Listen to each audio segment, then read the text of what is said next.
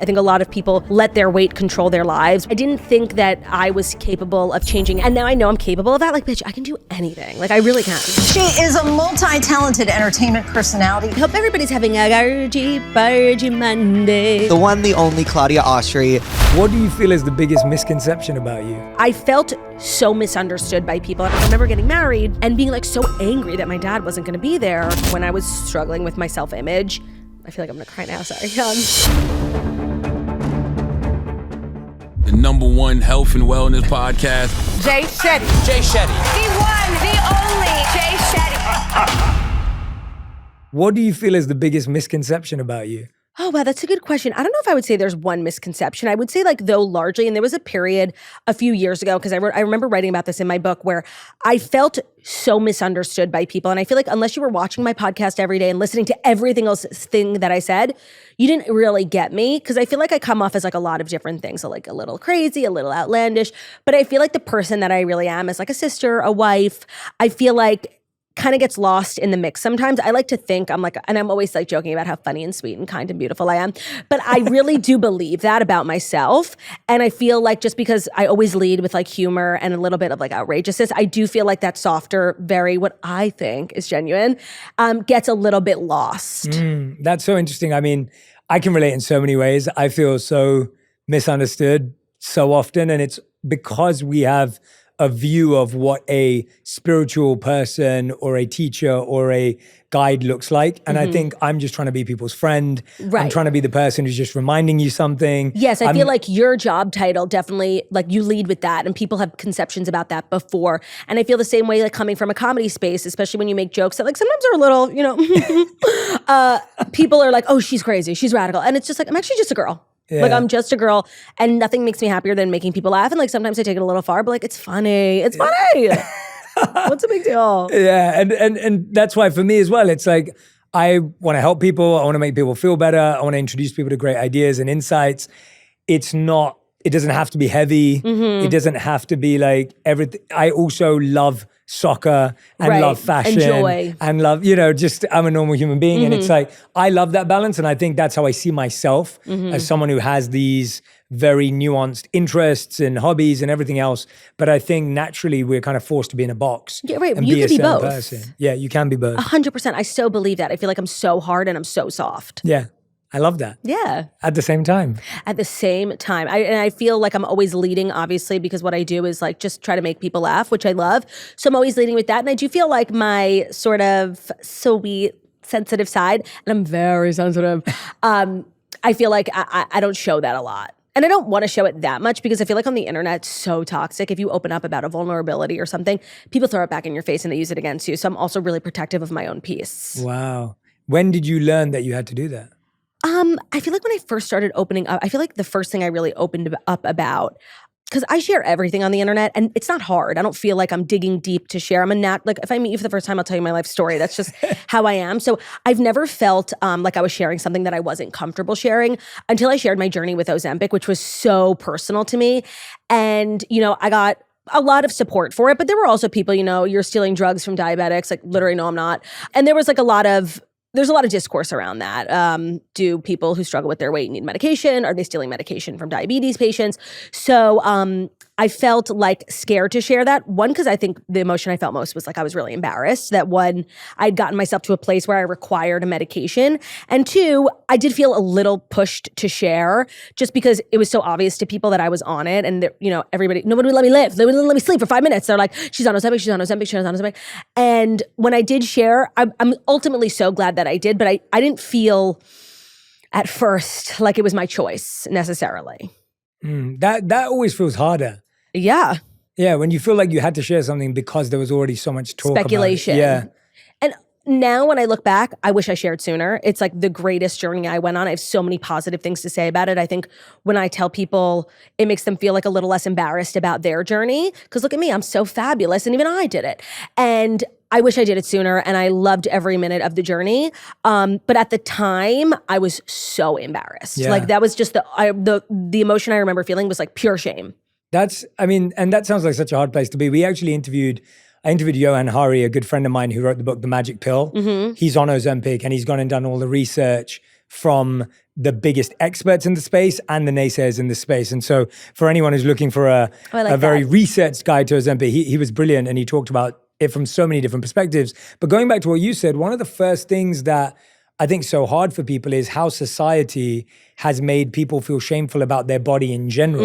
I mean, you've talked before about, I saw that, I actually couldn't believe this existed, but you've talked about going to fat camp. Oh yeah. Like I'd never Best heard of summers that. of my life. I've never heard of that living in, It's so American. growing up in London. Yeah. Like, first of all, explain to me how you can get away with calling something fat camp and what is fat camp? Well, actually, at the time, I believe they were going by weight loss camp. Not that it mattered. Like colloquially, it's called a fat camp. Right. And yeah, so I went to summer camp my whole life. And when I was like, I feel like maybe I was in like the 6th grade. I don't remember how old I was.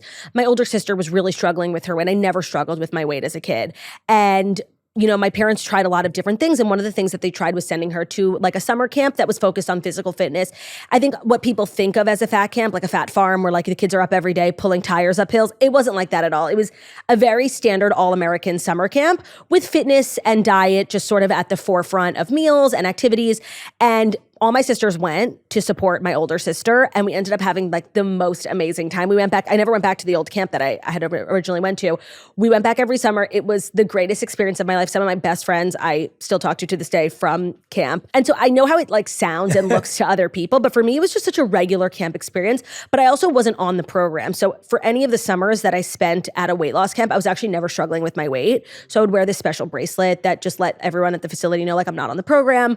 And then it turns out, you know, the second I left camp, I actually started to, you know, struggle with my weight, and I really could have used a weight loss camp. Wow. I mean, so what was that like then in the beginning years? Because I think what's interesting as we talk about Ozempic, to me, so much of it is about how we're conditioned since we're young. So I grew up overweight. Oh, did you? And yeah, I was overweight until I was about like 15, Wow. 16 years old, maybe. I can't picture it. And yeah, I'll show you pictures. I would yeah, love yeah, to I see. I will. My wife has plenty of embarrassing pictures of me, and she was as well. Oh, So, really? Yeah, she was as well. So Let me tell you, people who have never struggled with their weight, like are not people, not that there's anything wrong with them, but like they're not people I can relate to. I feel like struggling with your weight makes you such a real bitch. Like, can I curse on here? Yeah, Like you I can. feel people who have struggled with their weight, they know real struggle. They know being uncomfortable. Like I just feel when I meet someone and they've struggled with their weight, like I automatically know they're my type of person. Do you know what I mean? Well, that's why I'm sharing my. It creates such a resilience. Like you're seriously, especially as a kid. Oh my God. Yeah, it's huge. I mean, Yeah. like I remember the bullying, the name course. calling, the awkward thing of trying to pull myself out of a swimming pool and not being able to. Like, so real. You know, moments like that where you're just like, oh gosh, this is the worst thing that could have ever happened. And then being forced to wear Speedos at school. So British. And yeah, not in America, right? No, never. That's our version of fat camp. Yeah, we're like, you have to wear Speedos. That's terrible, yeah. actually. Yeah. And so when I look back at all of that, I think about how much shame, guilt is already set up just in our perception of what it means to be overweight. Yeah. And now you're talking about feeling shame of going on Ozempic, which you're taking to do the opposite. Well, it's like you can't win. I used to get like so much, you know, backlash and messages like that I'm setting a bad example, that I live an unhealthy lifestyle. So then I take control of it and like I start changing my life, and now I'm, you know, running diabetics over with a bus. Like you really can't win. So you just have to do what makes you happy. And going on that journey made me really happy. It was like the first time in my life where I ever felt in control of my weight. Like since I started gaining weight in college. So since I'm 18, it was the craziest feeling. It was so foreign to me. And I think a lot of, especially girls who struggle with their weight, may be able to relate to this. Like I was always a confident person, even when, you know, I was struggling with my weight, and I was always really happy in my own body. That was like something I really worked on. I think a lot of people let their weight control their lives, whether it comes to work or personal relationships. For me, I was never going to let it stand in my way, but that didn't mean that I didn't like that I liked it. Like I loved myself and I loved my life, but deep inside, I always wanted to be skinny. So when you're an overweight girl, like you wake up every day and you think about, like you pass a mirror, you pass a window, you're thinking probably 100 times a day about like the inevitable day when maybe one day you will be skinny. So Ozempic gave me that, like, and to achieve a lifelong dream that you never think, and I know it sounds so dramatic, but to achieve a lifelong dream that you never think is going to come to fruition is the craziest feeling. And that's why I really felt so compelled to share my journey, because at the time when I shared, it was 2023, I think maybe around the end of the year. No, it was like the summer. there was so much negative stuff out there about Ozempic, like the Daily Mail. Every time somebody ended up in the ER with a headache, it was Ozempic's fault. And I just felt like everybody was being made fun of for being on Ozempic, and no one was really talking about how life-changing it is. And especially as like a girl who always wanted to be a mom, I was like, I can't ever get pregnant at this weight. I have to lose the weight before I can gain the weight. So it just gave me opportunities. It gave me a whole new life. And I felt so compelled to share because it bothered me how negative everything was about this journey. Like we were all supposed to feel shame. Like the amount of negative media representation, negative mentions of Ozempic, like was supposed to, I think, shame people into not doing it.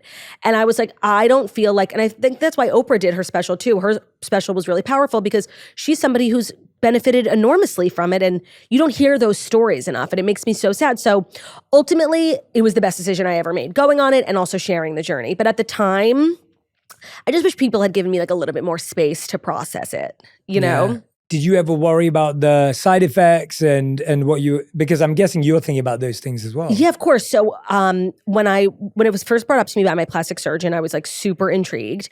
Then I spoke to like my primary care physician about it, and both of them were really like down and excited, and they wanted me to do it. So I felt really good, like knowing that my doctors supported it. And that's why I didn't share from day one, because one, what if it didn't go well? Two, so it doesn't work for some people. So I make this whole big thing, I'm going on, and then I don't even lose the weight. Like there were so many factors at play. So I couldn't share from day one. And then when I started to drop significant weight, I was just then feeling embarrassed. That's why I didn't share. I was like, wow, my life got to a place where I'm so out of control. I need medication to get me to stop eating. And that's what I loved about Oprah's special, was she really dived into like the illness, the disease of obesity, and how it's like telling someone to stop eating is like telling a depressed person to just be happy. Like it's really not in our chemical compound. So I felt like the whole journey I was learning about myself, I was learning about the disease, I was learning about the medication. And yeah, of course I was worried about side effects, but after a couple of weeks when I had minimal nausea and it went away pretty fast, I felt like this was the right drug for me. Yeah. And then what was it that decided to get you off it? Oh, well, I had lost the weight and I feel like I was on it for a year, and the first 6 months, I just kind of let the drug like do its thing. I didn't change my life at all. I was like still eating like crap, but that's how the drug works. You eat like crap, but you eat half. So I was losing weight. And then halfway through, I was like, okay, now that I've kind of gotten my life a little bit under control, let me actually try and change my life. So I joined the gym. I got a trainer. I started working out. I started eating way healthier. So I did the journey like in two parts. One where I just kind of let the medication run me. And then where I used the medication as like a tool to change my life. And I really wanted to see if I could do it without. And I also knew that I had wanted to get pregnant sometime soon, and you have to be off the medication for a minimum of 2 months. So I got off of it in December of 2023. I knew in the next year I'd wanted to get pregnant, and I kind of wanted to put as much time between being off the drug and starting my journey. And I wanted to see like if I could keep up with my working out and my eating well regimen without the drug. And I was able to. And that's like one of the things I'm most proud of, because and I never would have been able to get there if it weren't for the tool of Ozempic and all those GLP-1 medications. Having a relationship that I felt really solid about, but also somebody who just loved me so much, it just made me believe like what he was saying. The only thing I feel like I'm mourning is my body. Like that nobody talks enough about like what it's like to lose significant weight and then get pregnant. As a woman, it's not like, you know, you give birth and then you go back to work. It's like a 2-year thing from conception to till you really start to feel like yourself again, especially when your job is like being public and people have so much to say about your body. Like I don't necessarily didn't want to put myself through that. How has it changed you?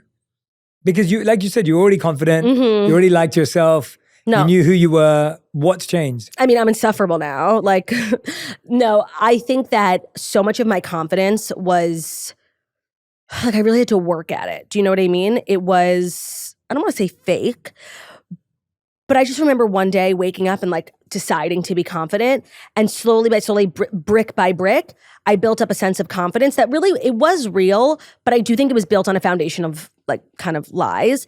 And now that I like really changed my life, I felt so confident, but I also felt so confident that I was capable of change. I think for many years, I'm such a stubborn person. I didn't think that I was capable of changing anything, let alone this huge thing for me, which has always been my weight, which has kind of been like my Roman Empire. So I think the fact that I successfully changed something in my life, something bad, and turned it into good, like that, and now I know I'm capable of that, like, bitch, I can do anything. Like, I really can. I love that attitude. But how did you build that energy before? Like, I don't want to take away from the fact that even though you say you were faking it, obviously it was working in that you were still doing well. It seems like you were comfortable in your own skin.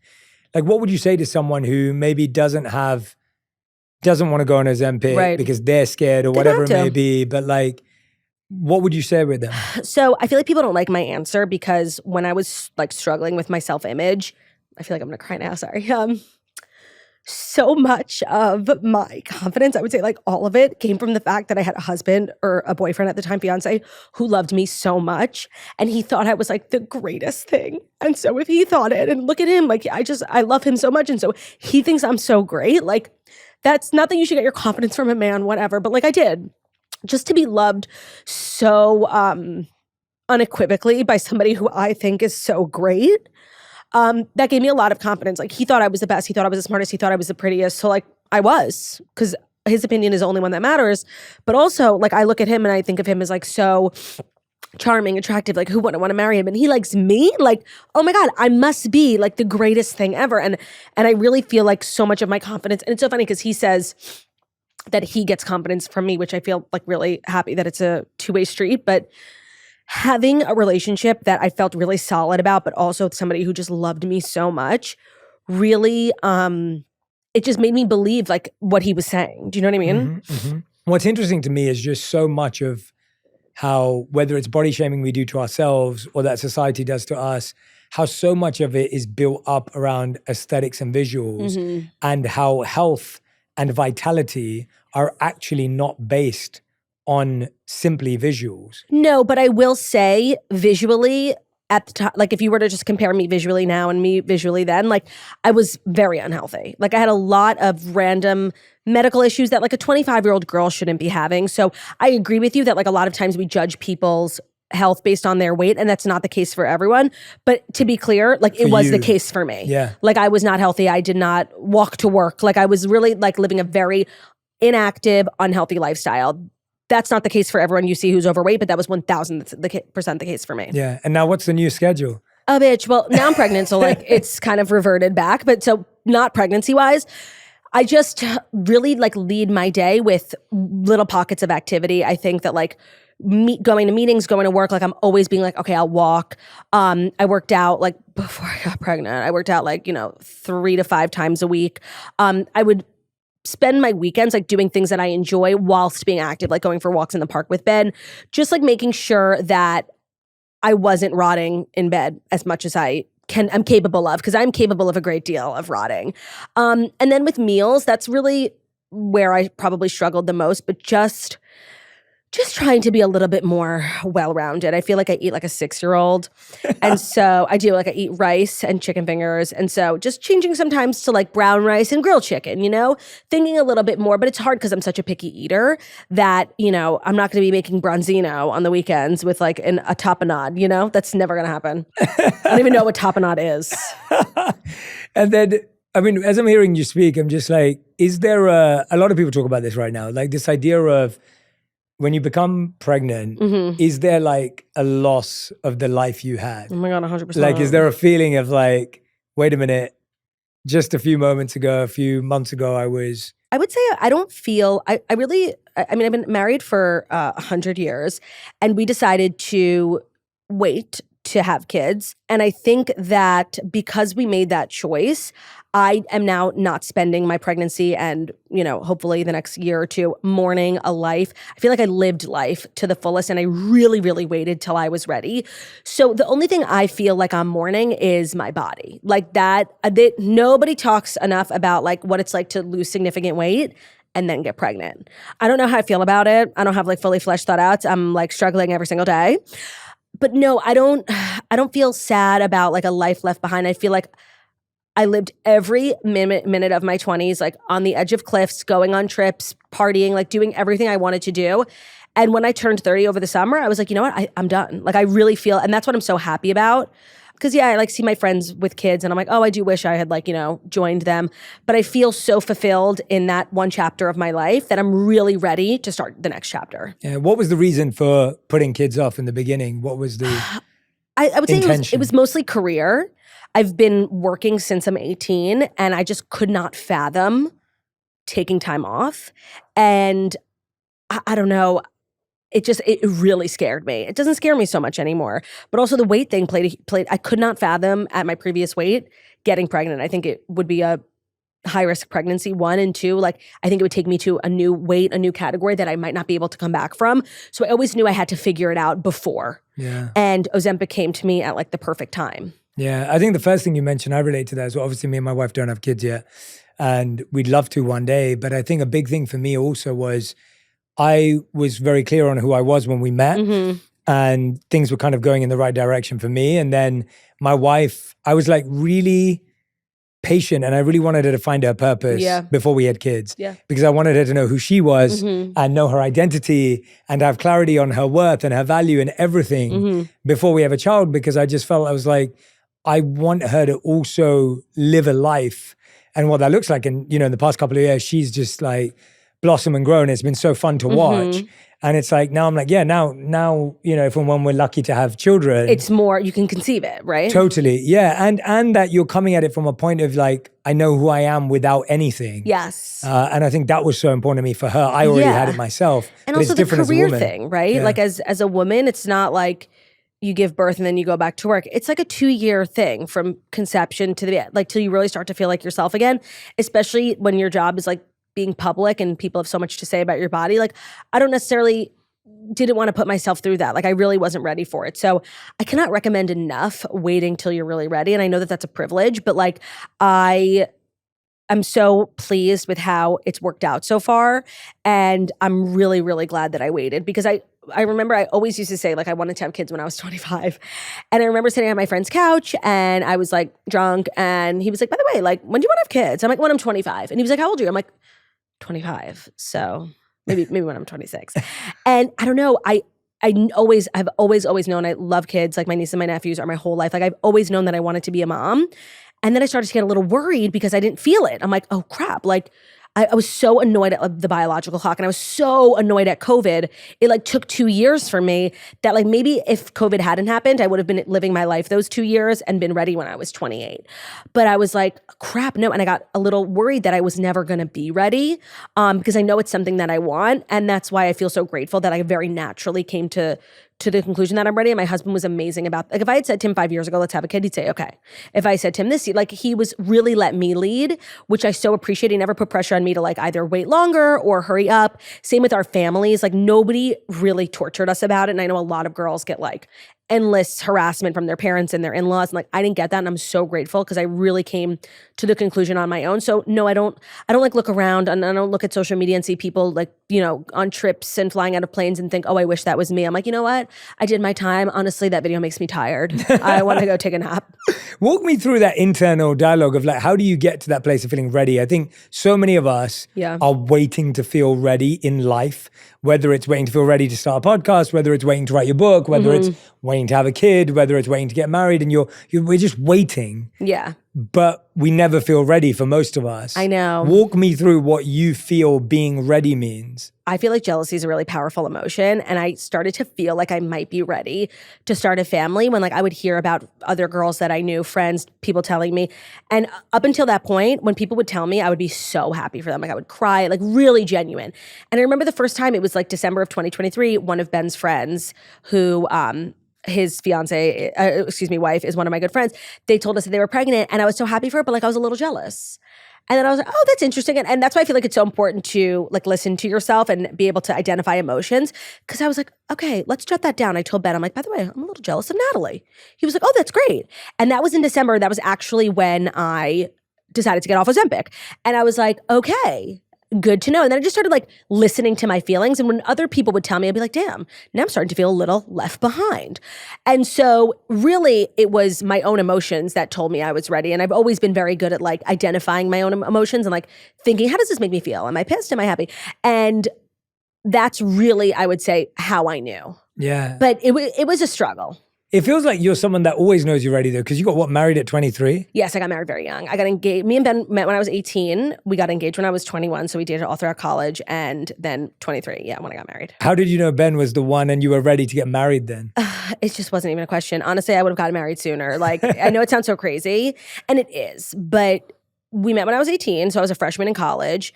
And then when I was a senior, I wasn't allowed to get engaged in college. It was like, girl, get a degree and then we could talk. So I graduated in May, and then Ben and I got engaged in June. It was, I know it sounds, but it was 4 years. I was like, bitch, I'm ready. Like, let's go. Like, I knew, like, from day one that Ben was love of my life. It took him, I want to say, like 3 months to know that I was the love of his life, but it's okay. Some people, we're all on our different journeys. We all have our own process. I'm you and my wife's Ben. No, I try not longer. to like hold resentment. I'm like, oh yeah, no, I remember that time you didn't think I was so cute. Yeah, like, okay, you didn't like me. I don't know. I just knew, and it's so crazy because we met when I'm 18. I'm 30 now, so there is a huge part of my life where Ben isn't a factor, but I don't even remember. It's like before Ben and after Ben. Like, I don't remember. It's weird if I'll like tell him a story and he wasn't there. I'm like, ew, where were you? Like I actually feel like we're related, and we might be, but like whatever. It's the craziest thing. I can't really explain how I knew, but I think when we first met, I was like so excited to have a boyfriend because like I loved watching movies growing up. I'm like, oh my God, I'm literally Cher from Clueless. I finally have a boyfriend.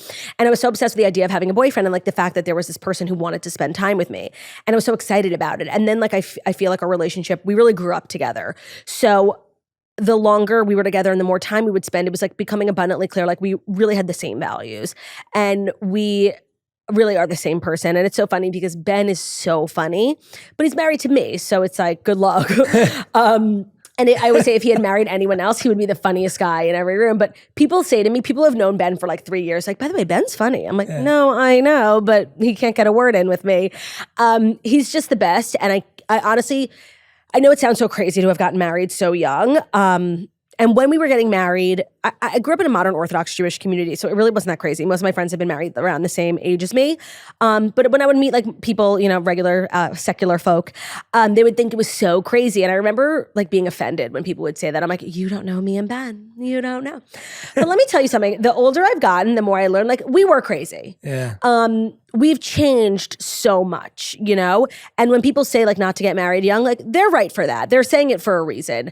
I think that the way it worked out for me and Ben is really not how it works out for most people because I'm so different. Oh my God, I used to be so annoying, if you can imagine it. Like I was just such a different person, and so was Ben, I was like very insecure, and I don't know, I just was weird, and I grew up, I think, into a person that's amazing. But I grew up to be somebody a little different, and it's possible that I would have grown into somebody that Ben didn't like, and it's possible that Ben would have grown into, he was 21, that he would have grown into somebody that I wasn't particularly into. But we really made a conscious choice to like grow up together. So I understand why people said that, and they were probably right for that, but we're different. Sorry, we just are. We are. No, I think that's a really fair point. And I think even Radhi was 25 when we got married. I was 28.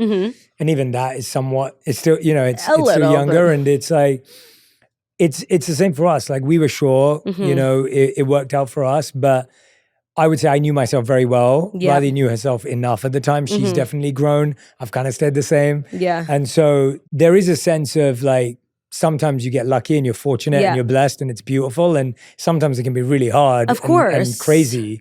And I think what I'm hearing from you is just like, it's not an issue if whether you're the rule or the exception or whichever one you think you are. The point is just be thoughtful about it. Like because you don't want to rush into something too young. Yeah, I also think Ben's a really patient person, and I definitely did not know who I was, literally until I would say a year or two ago. And I think I led with that like sort of insecurity, and he was very patient with me. And he was still like dealing and growing with his own thing, but I don't know if in those early years, if I was like the best version of myself. And I think that he really saw in me my potential and was very measured and really patient. So it takes two people to tango, and he definitely is like the kinder, patient one in the relationship, and I'm a little bit more like rough around the edges, if you can imagine. And I would attribute a lot of our marital success to him. I love how much you love Ben. He's the best. Yeah, it's amazing. I can't wait to meet him. Oh my God, you've never met him. He's downstairs, obviously on a call. Like, let me tell you, my husband is always on a call. I don't know who the hell he's talking to. Literally this morning, he doesn't answer the phone for 40 minutes. I'm like, where are you? He's like, oh, I'm walking the dog. I'm on a call. Who the hell are you talking to? I can't. No, it's lovely to see how much you love him. Like it's really beautiful. Thank you. I will say like one other reason why you shouldn't get married young is I have oddly made so many lifelong friends much later in life. And these people weren't even at my wedding. It's the I can weirdest so thing. Like, and some of these bitches at my wedding, like, girl, I don't know you. Get out of here. And they're like in my pictures and shit. Also, I wish I had waited because, like, if I had been on Ozempic at my wedding photos, I would have been a lot happier with the end results of the pictures. But that's my fault. That's my fault.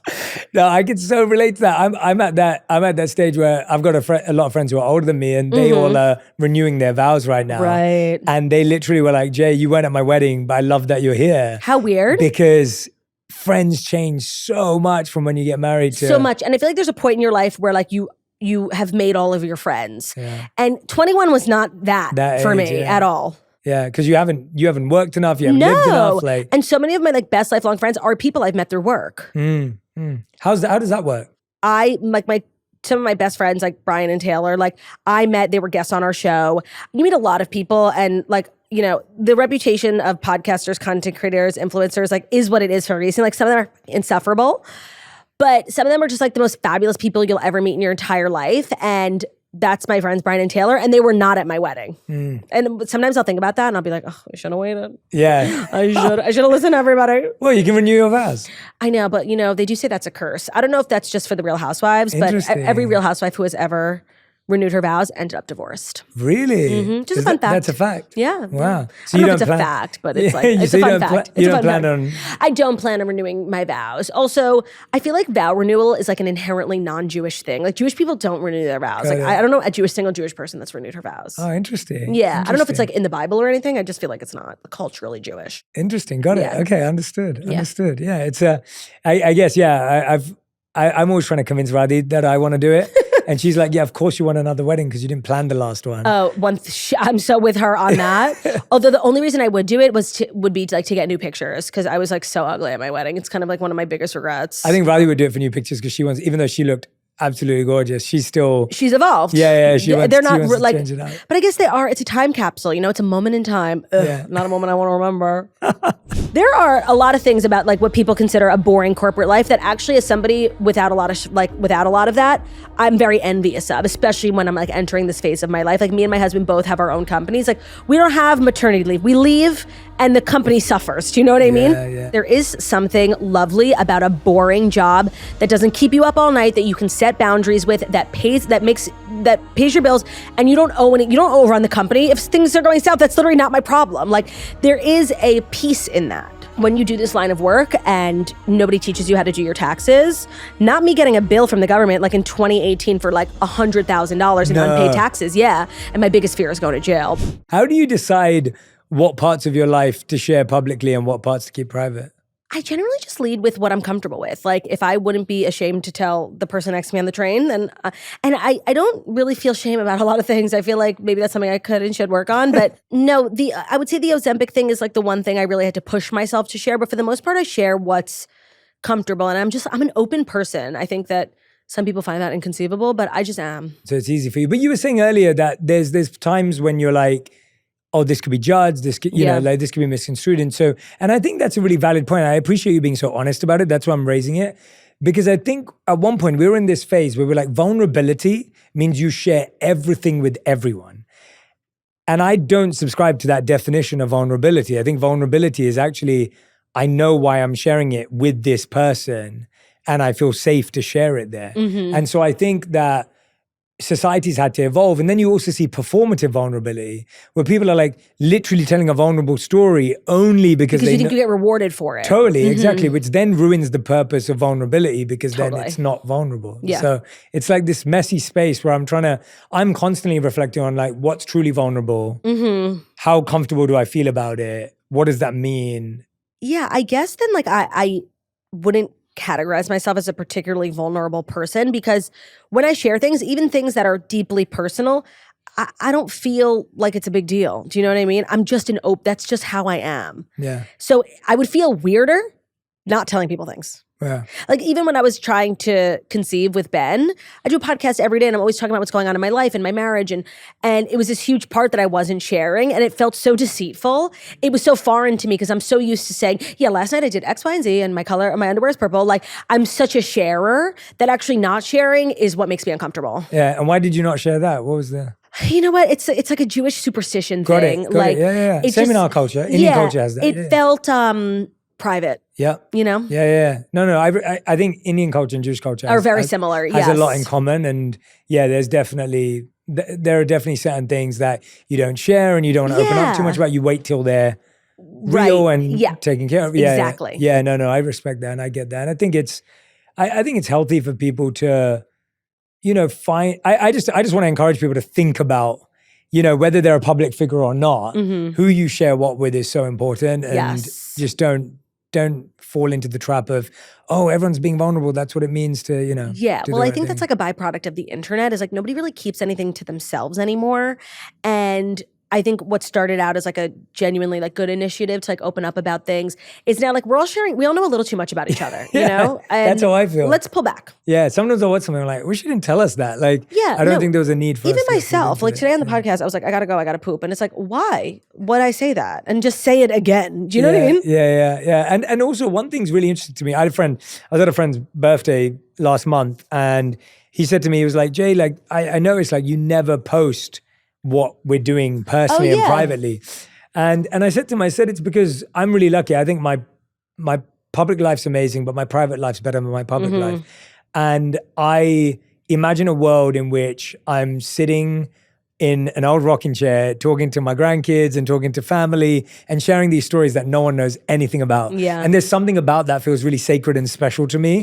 And I really want that because I remember years ago sitting with someone, and I'm not even family or close with him, but I remember sitting on a beach with him, and he was an older man. I was in my late 20s. He was probably in his late 60s. And he just had so many life stories to share. And he wasn't famous. He wasn't well known. And he just had all these cool stories that I was like, no one's going to know these, but he gets to live them every day. And there was something about that. I was like, I want to have memories that are only mine. Yeah. Like that was important to me. I think that that's something I learn as I get older, but it also makes it complicated when sharing is your life. Yeah. And I feel like there used to be a time when I would literally be sharing a piece of content every 30 minutes. I would have a cocktail and post, which is like so dangerous and stupid.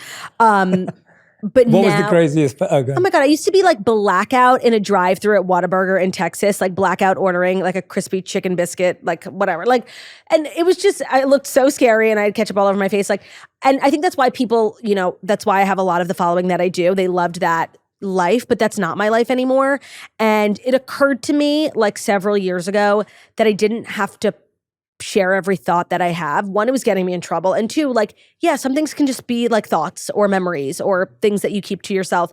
And so I do feel like my strategy has shifted, but it's tough when that's also how you make a living. Yeah. You know? Yeah. So how do you balance that? I'm working on it. Yeah, it's hard. It is hard. I think that I've gotten much better. And I look at it a lot like, this is my job. We're putting out content like for the job, but it doesn't have to be like the most authentic 100% 360-degree view of my life. Like I can have things for myself. It's good to know you're working on it. That's the point, right? It's like none of us have figured it out. No, if I'm I went also back playing and around with it watched too. like an Instagram story from 2019, I would die. I would die. Well, I was out of control. Like I just used to say so many things. Like, stop talking, okay? Stop. Like not everything needs to be shared. One thing I want to dive into with you, we've talked about Ozempic, we've talked about pregnancy, we've talked about marriage, and of course, we can keep talking about those. But I think what often happens with someone like yourself, and I'm projecting because I feel this happens to me sometimes, but I'm projecting this idea that people don't see the hard work from a business perspective, the strategy perspective, the sleepless nights, the growth. Like you've built something incredible. Thank you. And it's shadowed, not in a bad way, but it's overshadowed by this amazing persona that you have and your charisma and your aura and everything else, right? It's like, that's what we're watching and that's what we're captivated by. But there's a really thoughtful business person behind it who's, and I don't mean that from you're just figuring out how to build a business. No, I know what you mean. Yeah, I mean it from like you've figured out how to turn a Tumblr page into, a business. Yeah, exactly, which is really amazing. And I think so many people today want to do that. Right. So I wanted to kind of go back to the start and ask you, like, what did you want to be before Girl With No Job? That's a great question. I almost like didn't have time to figure it out. So I started this Tumblr in freshman year of college, which is when people figure out what they want to do. And it very slowly, but also quickly became something I was making money off of. So much so by the time I graduated, I was making like sponsored Instagram posts for a fee that would have been my salary if I ended up with like a job in media.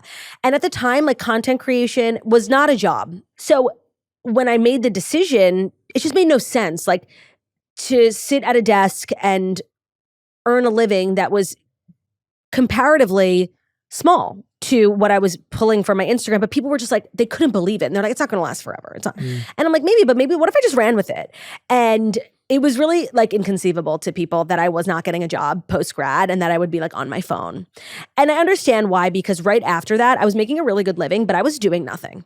Like I was home all day and I was watching a lot of TV and I was like recapping it and writing funny blog posts and I was making money, but I was not doing anything. Like I had no structure to my day. I did not set an alarm. And it was lovely, but it was not fulfilling. And I knew that it wasn't a sustainable way.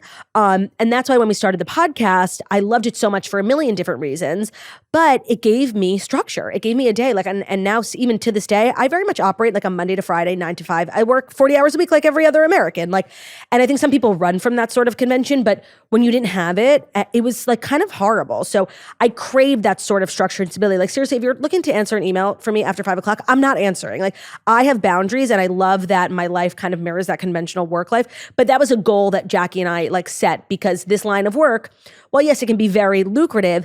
It is kind of nuts and it can be a little unstable. You have a month where you get a ton of work and a month where you don't get. So it was fun for a girl who was 21, but I knew it wasn't going to be like a sustainable way to live. But the funny thing is that I think there's like a large, misconception that like I work an hour a day. People are always saying that to me. Like, it's like when you say someone from SNL works an hour a week. Like, well, no, you see them an hour a week. You see me 1 hour a day on the show. But there's so much that goes into running a show of that size. And also, it's not the only thing that I do.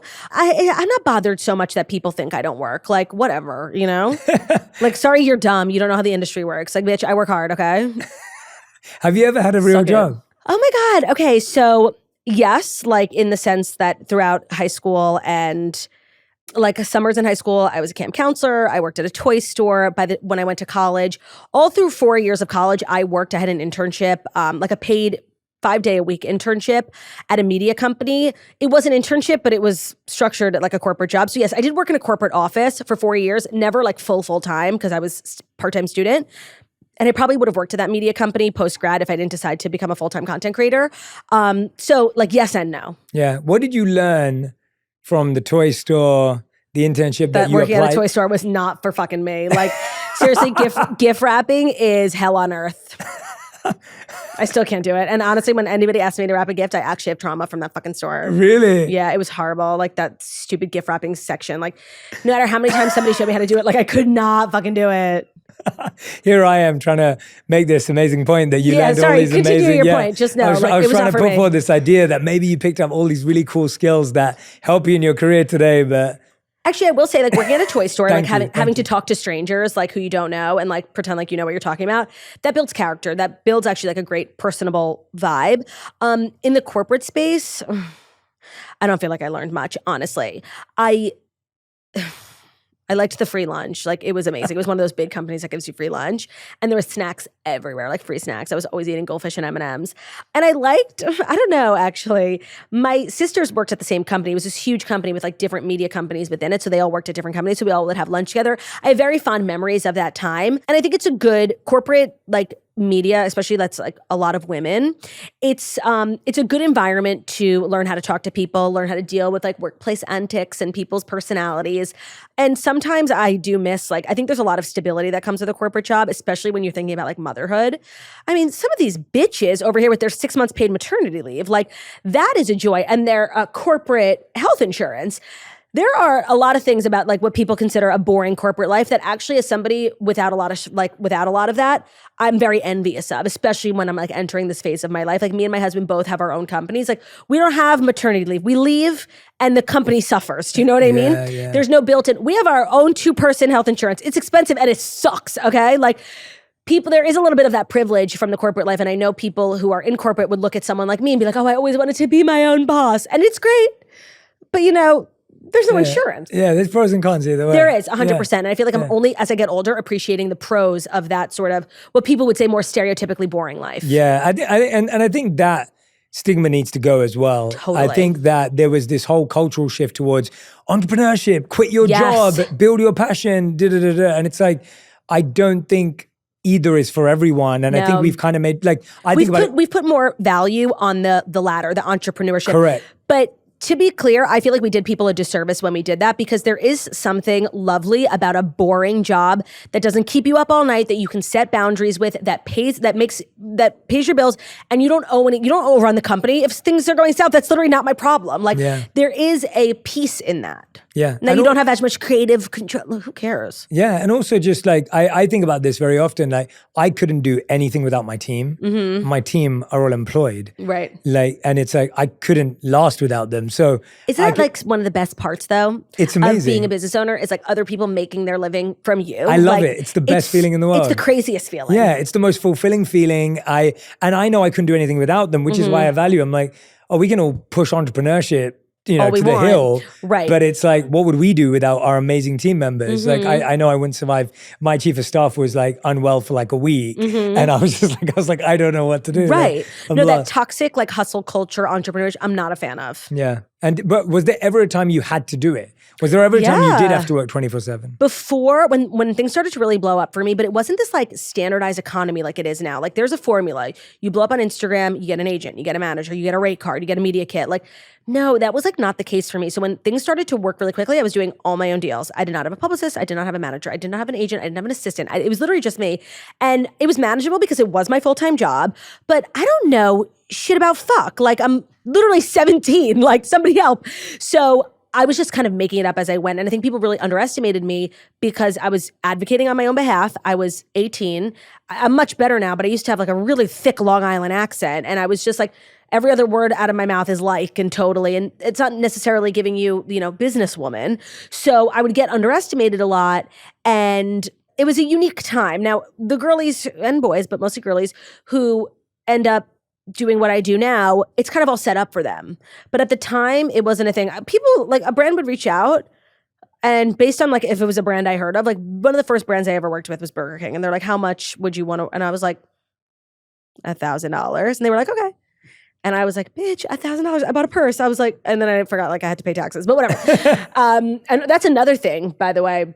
When you do this line of work and nobody teaches you how to do your taxes, not me getting a bill from the government like in 2018 for like $100,000 in unpaid taxes. Yeah. And my biggest fear is going to jail. But yeah, that's another thing they don't tell you. And nobody teaches you. You kind of just have to learn along the way. Now I feel like it's pretty set up where if you join this line of work, there are certain business managers and accountants who know how to do this. But at the time when I was getting started, it was like, girl, you're on your own. Good luck. Have you ever been close to going to jail? No, no.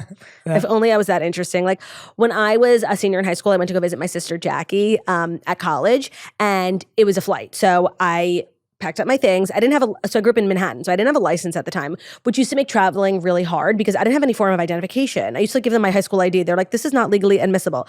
So I'd be like, I don't have a license. Sorry, I'm literally 17 and I don't have a driver. I don't have a driver's license. And for some reason, they pulled my bag and they were going through my wallet and they found my fake ID. And they were like, I thought you didn't have.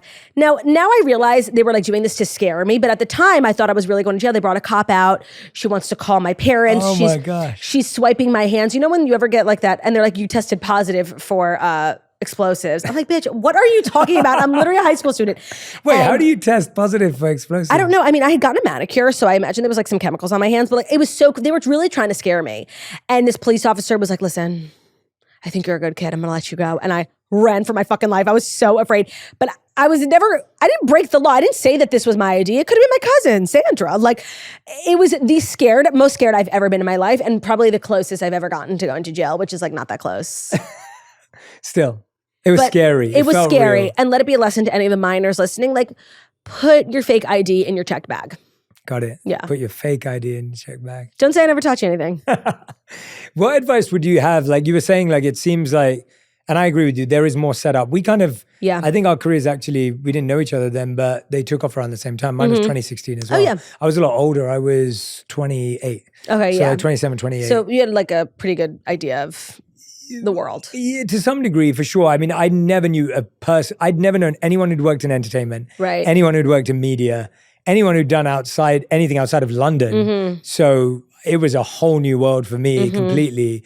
But you're right, there are more systems today than they were then.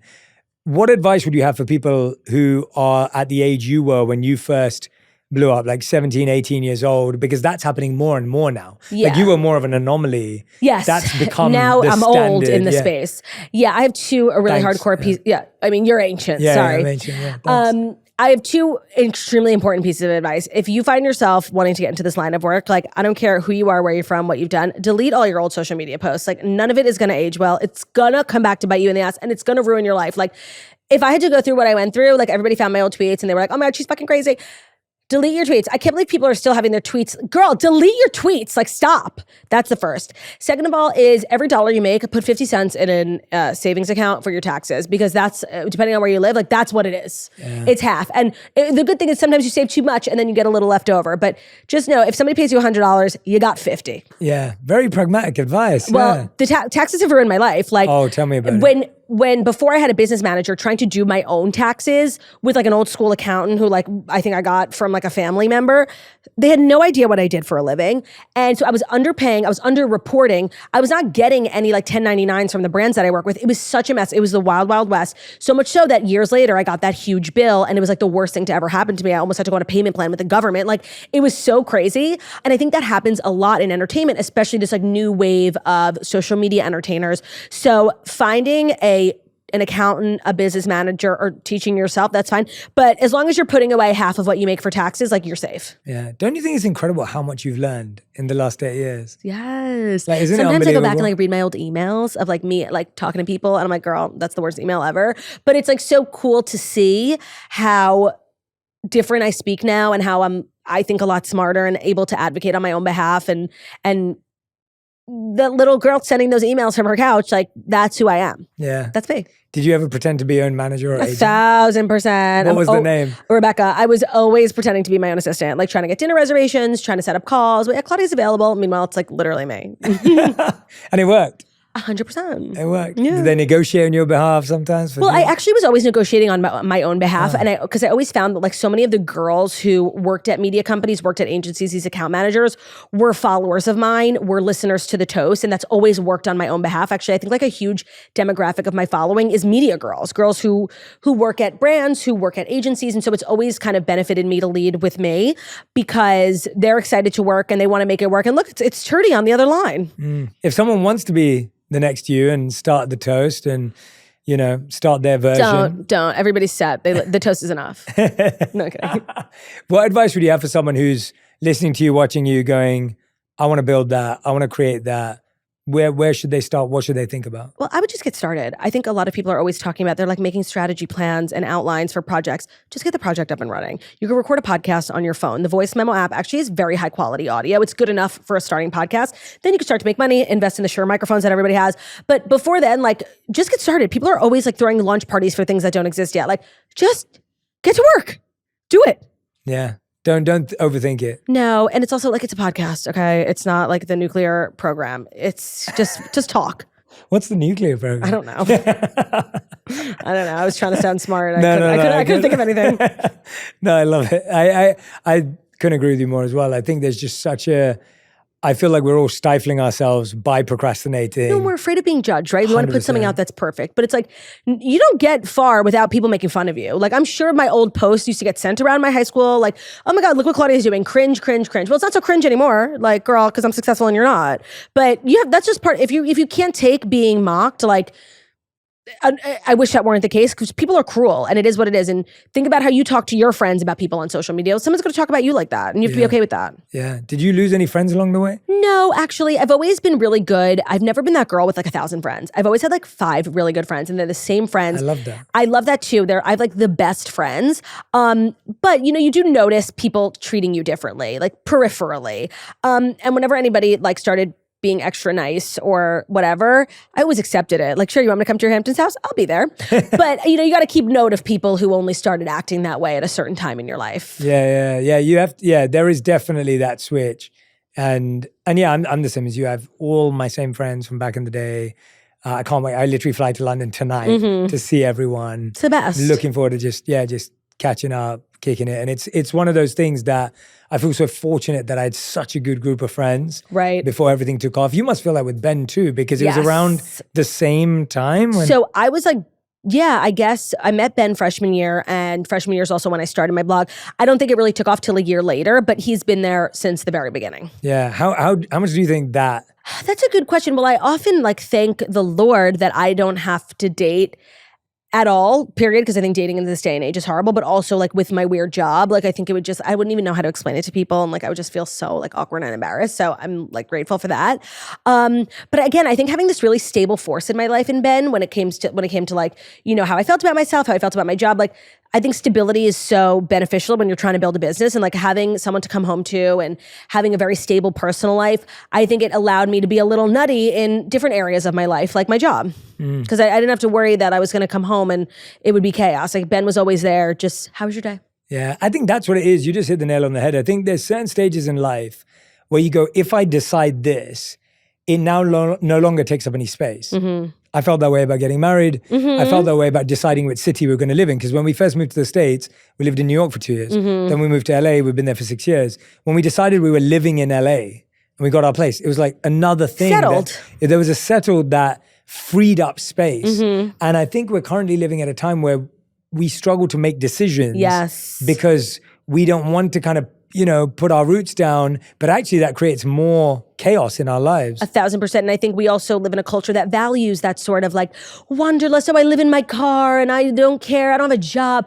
Well, I like a little bit structure, a little bit boring, a little bit settled. I think that's me getting older, but I also think it's just there's value in also leading a very sort of ordinary, that's one of my sister's favorite quotes. I forget. It's being ordinary in your personal life so you can be violent in your creative or artistic life. Because it's you can't have a million balls in the air at one time. But so to have a very, I don't want to say regular because I feel that has a negative connotation, but a very peaceful, very settled private life, it really does allow you to, for me, it's my work. For anyone, it could be something else, just to I don't know, fuck shit up, What's the hardest part about working with family? And what's There the best isn't part? one. Really? Yeah, I know, and I'm unique in that. Yeah, that's I think very some people unique. have different family issues. I could never, look at how many female podcasting duos that, it's every day we're talking about another one breaking them up. Me and Jackie will be podcasting till the day that we die. We are bound by blood. She's the only person I can really talk to, honestly. I think a lot of people think I'm very confrontational because I'm loud and a little aggressive. But actually, if I have a problem with you, I'll just start crying. I cannot talk to people, except my sister. I could say whatever I want. And it just... I don't have a single complaint about working with family. That's amazing. Yeah, That's I know. impressive. I know. I love that. Me too. Yeah. To some people, they're so confused by it. For me, I wouldn't have it any other way. Yeah. No, I love that for you. I'm glad. It's the best thing when it works. Yes. And I know I'm special and lucky that it does work. How has your relationship had to change? What's it meant to keep that up? What have you had to do in order to have a sister relationship and a business partner relationship? Because or are all your conversations always about the podcast? Yeah, it's so intertwined, but interestingly enough, when Jackie and I were growing up, we're 4 sisters total from top to bottom. There's 6 years between us, so we're all really tight. And we were all really tight growing up. There were different dynamics as we got older. In the beginning, it was always the 2 older sisters and the 2 younger sisters, me and Margot. We were just sort of divided by age, and Olivia and Jackie would leave us out, and me and Margot were just sharing a room. So we were okay, whatever, I guess it's just us. And then as we got older, my interests started to align a lot more with Olivia's. And then Jackie and Margot became really similar and really close. So the dynamics have always shifted, but the dynamics when we were kids were never Jackie and I. We actually probably got along the least. We didn't fight. We didn't hate each other. We just were not drawn to one another. So I would say we were probably the least close out of all 4. Not that we had issues, but we were just not, I don't think we understood each other. Jackie's very reserved. Jackie's very quiet, but not shy. Quiet. Me, I'm spreading my legs for everybody. I'm what's up? Who you want to talk to? Let's go here. Let's go there. So I think that I thought she was weird, and she thought I was weird. We didn't understand one another. And then when we started to work together, our differences ended up, working in our favor. It made the conversations on the podcast more dynamic. And we just very naturally became so close through work, but also we were talking all the time, So wait, when you're putting out an episode, how much of it have you talked about before? Zero. Zero, literally zero. Zero. Every single episode is completely off the cuff. everything about it. We have like 5 topics that we Yeah. need to hit every day, whatever Yeah. the news of the day is, but everything else is completely off the cuff. Like we've never once had a conversation. Sometimes we used to sit on FaceTime for like an hour before we would start recording to get set up, and we would just end up talking, and we actually felt like it was ruining the show. She calls me at 10:30 and we start recording at 10:31. Like we do not, because we don't want to waste any of the, we'll never recreate a conversation. That's so fake. Like we just go for it. That's amazing. So that way you're really catching up in that time too. Exactly. Because you're avoiding talking the night before. Exactly. And you saying what you did. And she lives in a different state, so Yeah. we have a lot to catch up on. When did she move and when did you guys? She moved, I think 2021, and I was like, okay, it's the end of the show. Like we'll do remote, but who the hell wants to listen to remote podcasters? Like it's so COVID-y and it sucks. And I knew that it was the beginning of the end, and I was freaking a little bit. And let me tell you, it's the best thing to ever happen to us. One, because of COVID, we were forced to really invest in the tech. So there's actually no delay. There's no lag. A lot of people don't know that we live in separate states. So I think a lot of times people are shocked to find out that Jackie doesn't live in New York anymore, which makes me so happy. And 2, a little bit of the distance physically has benefited us greatly because we're no longer on top of each other. And we get to, like you say, have these natural catch-up conversations that we might not be having if she lived down the block from me, which she did for many years. So it's actually been the best thing to happen to the show, and I thought it was going to be like the beginning of the end. What makes you feel like when you've recorded a great episode? How do you know? Oh my God, when we just laugh. Like sometimes we are just so silly that I don't even think we're speaking English anymore. Like it's just that sisterly thing where you can really only act so nuts with your sister. Those are the best episodes, like true belly laughs. Yeah. And that is something you can only do with someone you know very well. Exactly. And do you guys call each other afterwards and like, oh my God, you were so funny? That's a good question. No, actually. It's so routine to us now. Yeah, it's become, That's kind of sad. We should be like, listen, that was so funny. Yeah. No, we don't do that. But it kind of protects why that hour is so good. Yes. Right? Like that's the point. Like, And we're not trying so hard. Like we're just talking. yeah. It's such a special skill. It's actually such a special talent and skill. I agree that podcasting is a skill and it's a talent because I think the running joke is like, everybody has a podcast, not everybody should, but there are a lot of failed podcasts. And I think that a lot of people think like, yeah, I could talk for an hour a week. Well, I actually don't think you could. It is an art, especially with a co-host, especially as an interviewer, when to talk, when to listen, when to stop. And so a lot of people don't possess that skill. And I appreciate you saying that because it's definitely a skill the same way like, any other job is a skill. Like if you're a mathematician, you need a certain set of skills and podcasting definitely requires that too. Yeah, no, I just like to point it out because I think it is that I have so many friends who are just like, I remember when I first started creating content and all my friends are like, oh, we could do that. Right. And then it was like this whole journey where everyone realizes that it's different. And I think with you, because it's so natural and because it's so off the cuff, it can often be, you can kind of be like, oh yeah, well that's whatever. But it's like, no, there's a real talent, there's a skill there. Mm-hmm. How much have you practiced over the years or was this who you were at school with your friends? Like, is this just who you've been? Where was the training? Where were the reps? This is always who I've been. Like very, Just like born this way. leading with, like I've always loved attention. I've always loved to talk. I've always loved to make people laugh.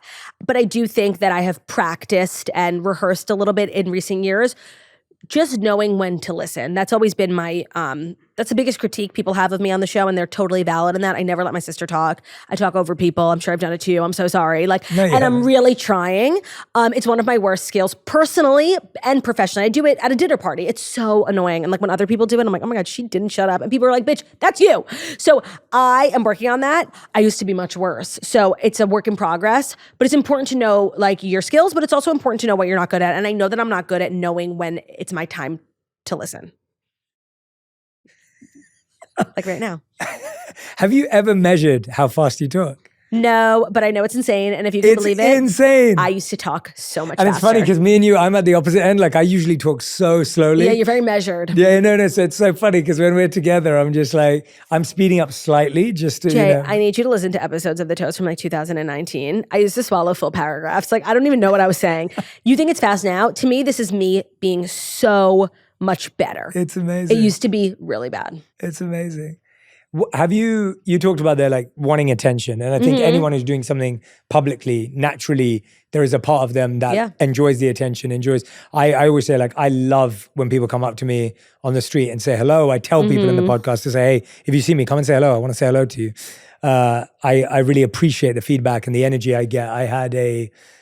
I was walking a few years ago now, quite a while ago, with one of my clients who's a well-known actor. He gets recognized 100 times for every one time I get recognized. Right. So super well-known and successful. And like, he'd get stopped. I'd get stopped once. He'd get stopped multiple times. I'd get stopped once. And I asked him, like, how does that feel? And he said, you know what? He goes, Jay, you're really lucky. And I was like, why? And he said, you're lucky because people stop me for who I pretend to be and people stop you for who you are. Mm-hmm. And I was like, wow, like that really stayed That's with me. powerful, Yeah, it really stayed with me. It was one of those And you're not going moments. to tell us who it was? No, I can't. But it was You one are of no the- fun. But it was that's my private part. Of Like, course. yeah. You'll tell me But- after we stop recording. Yeah, obviously. but that was one of my favorite moments. It stayed with me ever since that. And I'm Yeah. like, wait a minute, like, and same with you. Like people, when they're coming up to you and saying the toast is amazing, or when I keep hearing, Jay, we heard you on the toast, it was so fun. You know, when I get that feedback from people, I'm thinking, oh wow, like you're doing that. How have you been careful about your relationship with attention so that it doesn't get unhealthy? How have you thought about that? You know what's so funny? The more attention you get, the less you want it. And so I think as somebody who was an attention seeking whore growing up my whole life, to end up in a line of work where you get a lot of it, it's fulfilling for a second. And then it's like enough. And I actually feel like I say I'm an attention whore. I'm actually really not so much anymore. I got the attention that I wanted and it felt good, but it didn't solve all my problems like I thought it was going to. So not that anybody who's, you know, is an attention seeker should get the attention, because then it's kind of a problem that fixes itself. But I'm really not, I think when people meet me like on the street, sometimes they're a little taken aback how actually I'm not like a dancing monkey. Like I'm not so crazy all the time, like making jokes on like, I actually, and definitely as I've gotten older, like a little bit more pulled back. You know, I'm still a little nuts more than the average person, but not I think as much as people would expect. Yeah. What part of your confidence are you still working on? I'm really not, honestly. Like I feel very confident in all aspects of my life. Like I know that I'm great at my job. I know I'm a great wife. I know I'm literally gorgeous. Like I don't feel like I'm lacking confidence in any area, honestly. Wow. I have a lot of other problems though, but not that. Like? Oh, girl, where do I begin? Okay. What would I say is my biggest problem? I actually would say my biggest problem is sometimes my humor can be mean. And I think that's like the worst type of humor. And I'm actually really working on it. Like when you poke fun at someone, sometimes I feel like I really take it too far. Like it's okay to like think something and not say it, because I've noticed that a lot, that I sometimes border on mean, and I don't like being mean. That's not funny to me.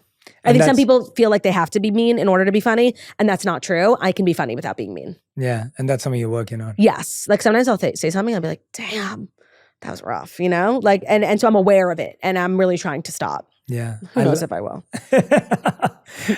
At least I'm aware of it. You love the 1% evil. It's fun. Yeah. Yeah. Yeah. It's no, that's so beautiful to hear. I mean, to hear you say, hey, you know what? I'm actually really confident. I love hearing that. I love it when someone says that, because It's a journey. yeah. No, but I mean, not that you've arrived, because there is no arrival, but the idea that you feel that way. I mean, that doesn't mean that like I don't see a picture of myself and like literally want to die, but I don't try not to place too much value on that, because there are other parts of me that are worthy, probably more worthy than how I look. Yeah. But I am a shallow person. I do place a lot of emphasis and value on my physical appearance. Yeah. Is that something you've ever tried to change or shift, or you've just accepted It's it? actually like a new thing. I think since losing weight, I've kind of become obsessed with it. And that's like one thing that I've gained during my weight loss journey that I don't like. The obsession with how I look. Because before, like I knew I didn't look great, so like whatever, you know, I worked on other things. But then I started to really like the way that I looked on the Ozempic journey, and I kind of became obsessed with it. Like I used to weigh myself and be like, I mean, it's not great, but whatever. Then I would lose weight, and when I would weigh myself and it wasn't exactly what I wanted, I would be so hard on myself. And I used to not care about that. So that's actually something I'm working on. But with the pregnancy, like it's a problem for later me. Yeah, of course. Yeah, I can't fix everything all at once, okay? I'm not Jay Shetty.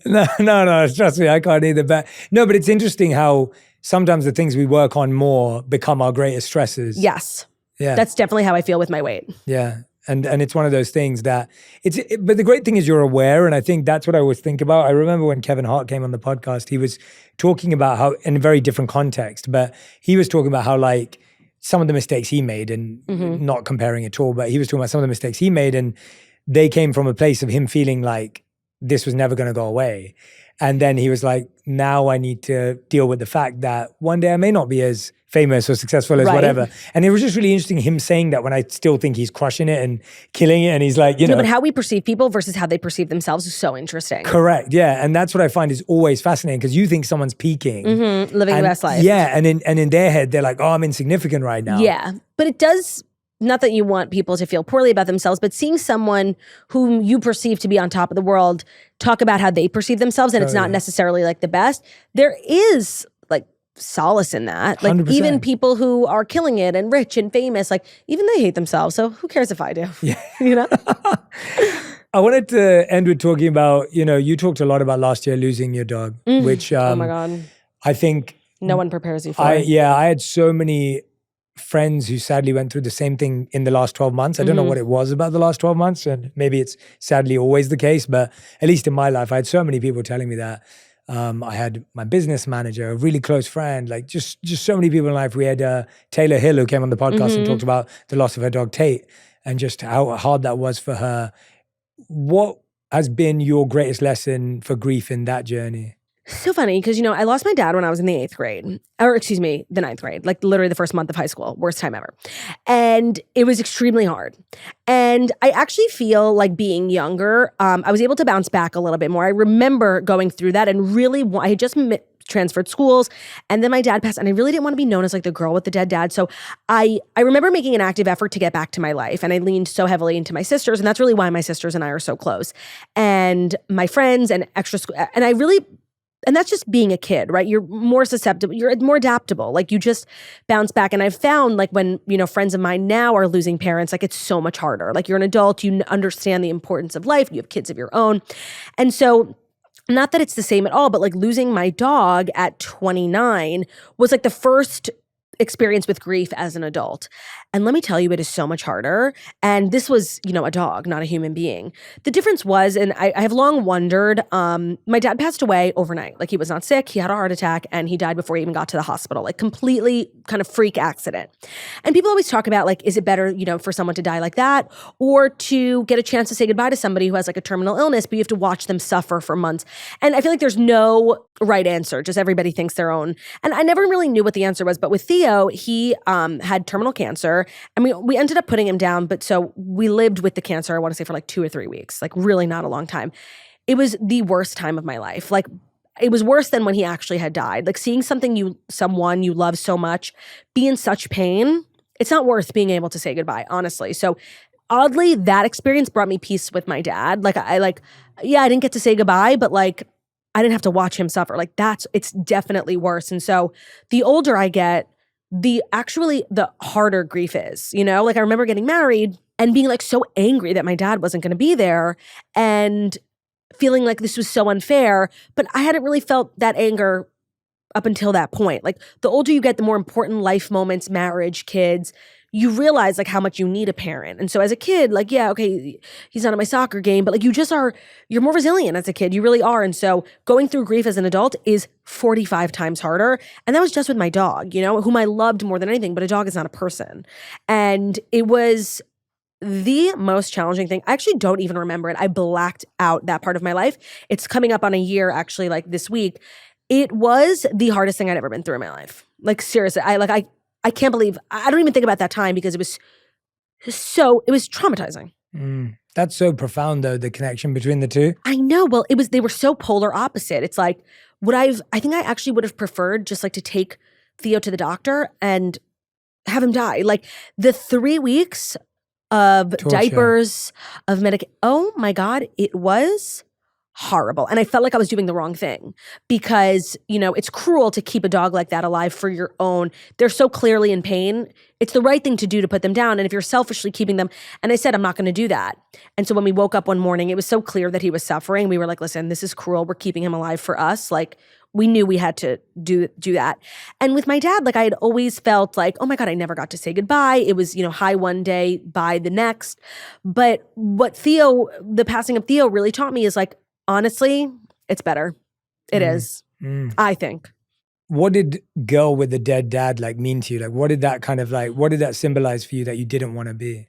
I just remember in middle school, there was a girl whose dad had died, and she was in my grade, and then her brother was in my sister's grade, and it was just kind of like the thing people said. Do you know what I mean? Like pointing and saying, no, not pointing, but like if you overheard like another parent talking, did you hear? It was just kind of what they were led with. And I didn't want that. I wanted to be a girl who was funny, a girl who was good at soccer, a girl who was beautiful, like literally anything. I did not want to have that to be the thing. Like, did you hear about that Oshry girl? Her father died. Like, I didn't want that to be the first thing people said about me. So I remember making a conscious effort to just like bounce back. And it did work for a period of time. I can't imagine how challenging it is to, be giving birth, having lost. And then let me tell you, it sucks. Yeah. Like, and I see Ben, who has both parents. I'm so happy for him, but I'm jealous. Yeah, naturally. Yeah. Yeah, naturally. I don't think that's bad. No, of course not. And it's definitely not bad. And they're the best. Ben's parents, like his dad is like always inviting me out on Father's Day. Like, but a parent is a parent. Yeah, for sure. No, thank you for sharing. Thank you. No, thank you for being open. It's I'm hoping that people who've been through similar things, or I know plenty of people in my life who lost a parent early, and it's something that's not talked about enough online. Like you don't really hear about it. Like it's kind of like something you talk about in therapy and nowhere else. Yeah, it's just like hard to talk about. Nobody wants to be crying all the time.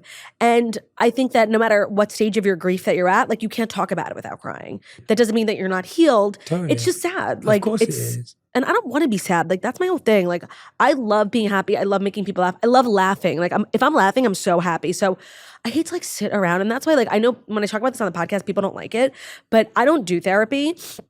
Not for any reason. I'm not like against it. I know it's really powerful for a lot of people, but I've never really had a hard time communicating. And I'm very blessed that like I have a lot of people in my life who I feel completely open and comfortable opening up to. And I know that's a privilege that not a lot of people have.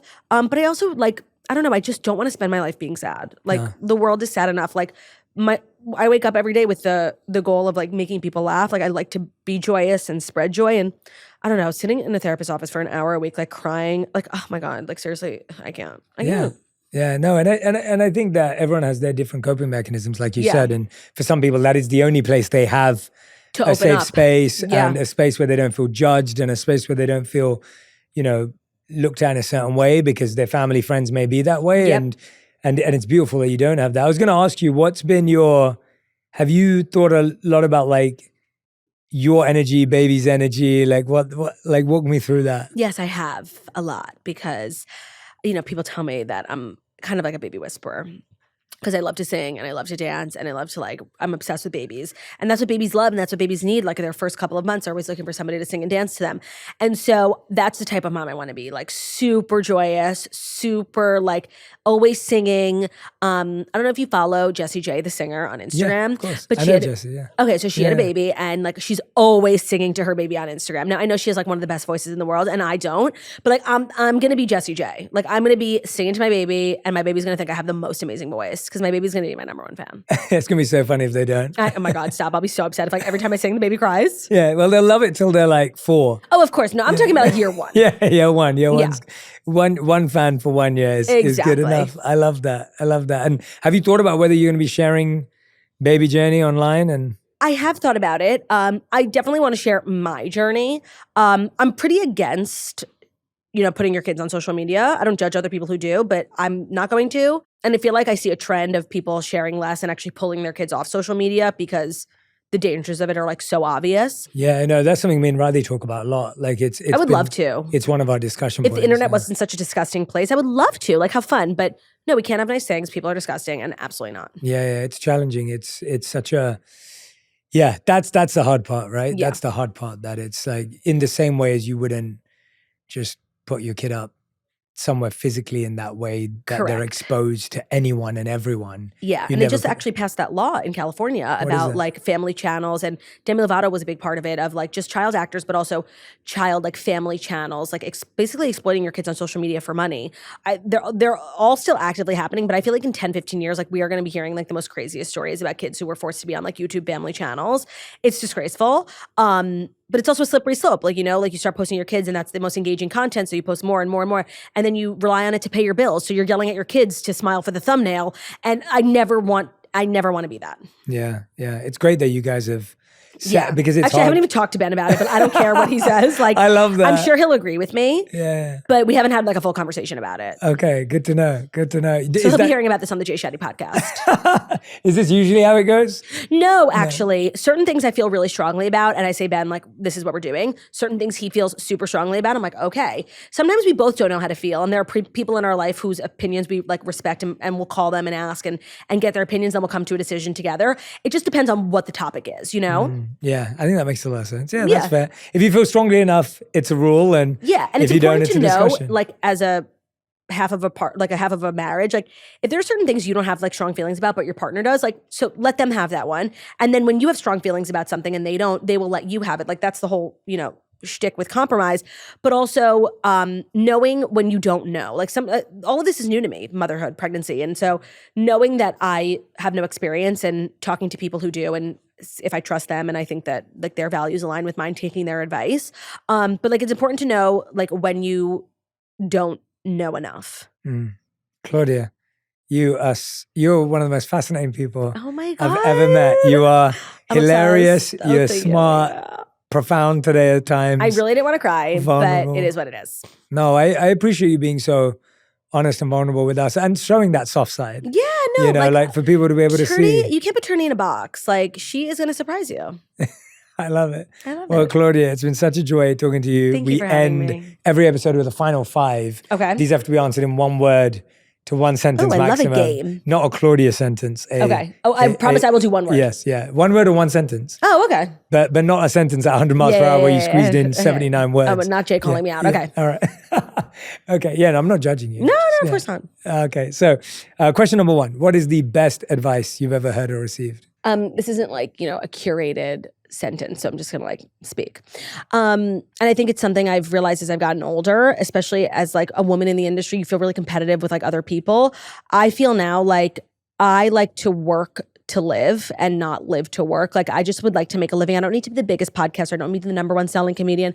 I just would like to provide for my family. I think when you get really caught up in like the hustle culture, it's good to have ambition, of course, but what used to be important to me is actually really not important to me anymore. Now, like, just a job is a job. It's to provide, and that's it.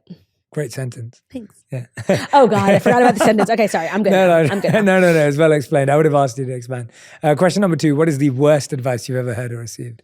Oh my God, there is okay, sorry, it's gonna be more than one sentence. There is a phrase that I hate. It's called like, being realistic is the quickest path to mediocrity. Like, I so disagree with that. I think being realistic is so important. Like, so important. Yeah, good answer. Question number 3, what excites you most about motherhood? I'm such an affectionate person. Like, I love all my nieces and nephews who are growing older now. They're like starting to hate it, but like, I cover them in kisses. Like, I'm obsessed with kisses and hugs. And like, this baby like this baby's gonna love me more than anyone. I'll probably end up liking Ben more, but this baby like is mine, you know? And I could kiss it as much as I want. I love it. Question number 4, what are you most excited to see about Ben becoming a dad? Oh my God. Like, I just know Ben is gonna be the best, like, most affectionate. The kids are gonna love him. They're gonna like him so much more. They're gonna go to him. Like, I don't know what exactly I'm most looking forward to, but I feel a lot of peace in knowing that I'm bringing a baby into the world with like someone who's seriously going to be the best dad on the planet. 5th and final question. We ask this to every guest who's ever been on the show. If you could create one law that everyone in the world had to follow, what would it be? It should be absolute law that everybody listens to the toast every single morning. And then on purpose. Yeah.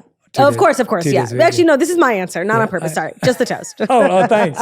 All right, Claudia. No, it should be law. Like, it should be NPR. It should be public radio. I love it. Yeah. That's a great law. Thanks. I love it. Thank you. And then I ultimately, you know, that affects my bottom line. Claudia, thank you so much. I Thank loved every you. moment of this. You're Me the best. too. Thank you. If you love this episode, you will also love my interview with Kendall Jenner on setting boundaries to increase happiness and healing your inner child. You could be reading something that someone is saying about you and being like, that is so unfair because that's not who I am. And that really gets to me sometimes. But then looking at myself in the mirror and being like, but I know who I am. Why does anything else matter?